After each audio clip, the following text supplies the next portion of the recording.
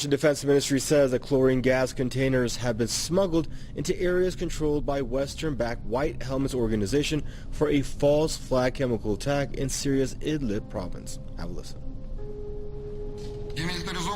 The Russian Center for Reconciliation of Opposing Sides in Syria has information that on October 27, the terrorists transferred 20 containers with 10 liters of chlorine.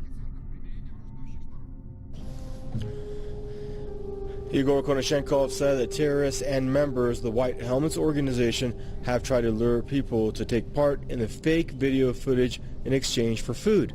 Russia and Syria have both presented the UN with evidence that armed groups want to blame Damascus for a false flag chemical attack to try to pave the way for U.S. and its allies to attack Syria. U.S. has accused Syria of attacking civilians with chemical weapons in previous operations.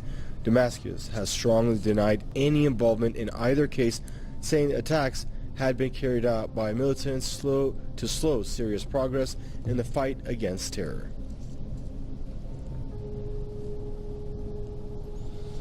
Joining us out of Damascus, Iran Press TV's Mohammed Ali. Hello, Mohammed. False flag chemical attack back in the news. Mohammed, what can you tell us? Yes, once again, we're hearing such warnings by Russia, particularly the Speaker of the Russian Ministry of Defense, Igor Konashenkov, who warned actually of the ongoing terrorist attempts to actually bring the Idlib deal to failure by carrying out a false chemical attack and blaming the Syrian army for it.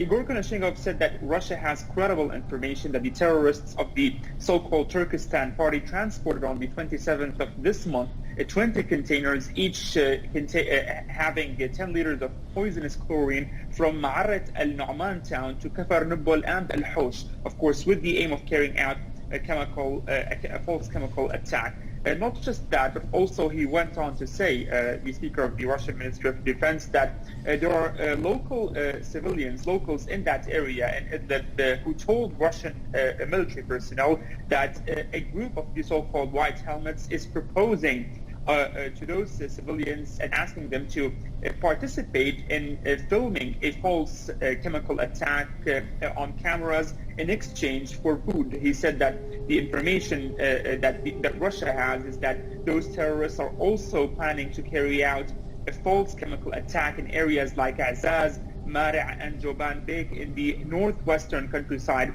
of Aleppo. Of course, we always hear of such warnings, and we always hear that the terrorists are planning to carry out such false attacks. We only hear that except for when the Syrian army is actually advancing or planning to carry out a military operation. Now we are looking at the developments on the ground, and we're seeing that there are actually some warnings by Russia also that Turkey, for example, has not been able so far to meet its responsibilities with regards to the Idlib deal, meaning that there are still terrorists in the de-escalation zone who do not actually want to implement this deal. And it seems that if this happens on the ground, if this deal comes to failure, or if the Al-Nusra Front continues to try to bring this deal to failure, it seems that we might be seeing a kind of a small military operation here or there around Idlib, or Russian strikes. And it seems also, according to experts, that because of that, those terrorists are trying to carry out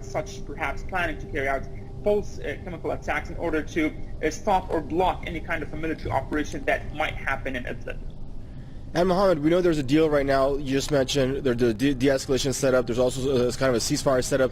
But we know that Damascus, as time and again said, this is not going to be an indefinite thing to allow just terrorists to live freely in Idlib. So my question to you, do you have any idea with a full-scale operation to cleanse terrorists completely off Syrian soil, especially in Idlib, when that's going to take place?